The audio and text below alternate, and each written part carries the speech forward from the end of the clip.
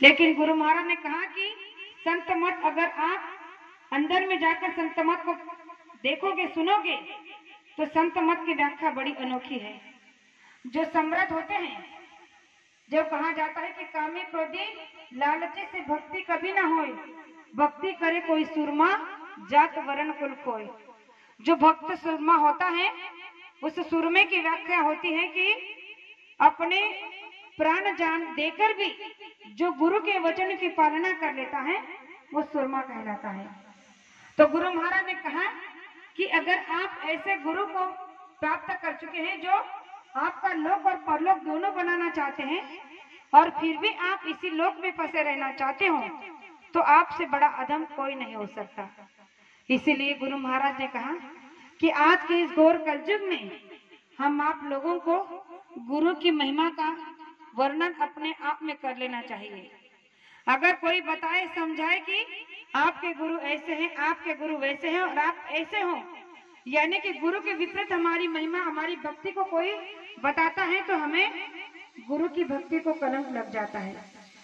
अगर हमने गुरु के कहे अनुसार किया, उनके कार्य को उनसे भी अच्छा करने की कोशिश की, तो गुरु का प्रिय शिष्य कहलाता है संसार में। कि नहीं, देखो जय गुरुदेव, बाबा जय गुरुदेव महाराज के शिष्य हैं, कितना अनोखा, कितना अच्छा कार्य कर रहे हैं।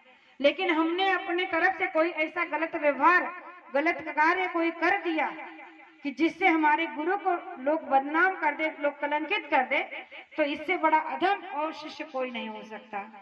इसलिए प्रेमियों, हमें हमेशा अपने संसार में रहते हुए इन बातों का निरख परख करते रहना चाहिए कि संसार में गलतियां हो गई, कोई बात नहीं, सुधारी जा सकती है। लेकिन परमात्मा में अगर हमसे छोटी सी भी गलती हो जाए तो उसे सुधारी नहीं जा सकती। क्यों? क्योंकि संत महात्मा बताते हैं कि संत महात्मा के वचन पत्थर की लकीर होती है। इसीलिए कहा जाता है कि संत वचन पलटे नहीं, पलट जाए ब्रह्मांड। गुरु महाराज ने जो ब्रह्मांड पर न बदलने वाली बात कही है कि जीते जी मैं इसी मनुष्य मंदिर में आपकी जीवात्मा को जगाकर परमात्मा तक ना पहुंचा दूं, तो बाबा जी को बाबा जी मत कहना।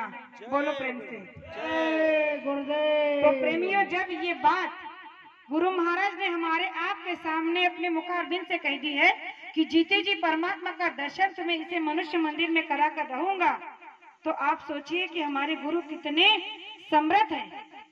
उनकी महिमा का, उनकी भक्ति का वर्णन भी नहीं कर सकते।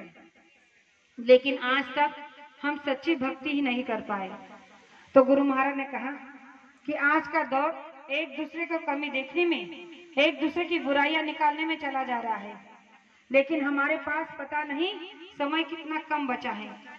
एक दिन एक प्रेमी ने, एक छोटा सा प्रमाण बताती हूँ कि एक प्रेमी ने अपने गुरु से पूछा कि भक्ति करने का, परमार्थ करने का कौन सा समय अच्छा रहेगा।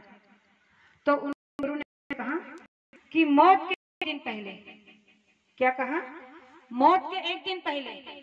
अब उसने कहा मौत का तो कोई समय नहीं, अब पता नहीं कब किसकी मौत आ जाए, तो हमें कैसे पता चलेगा कि मौत के एक दिन पहले ही हमारी भक्ति का समय है।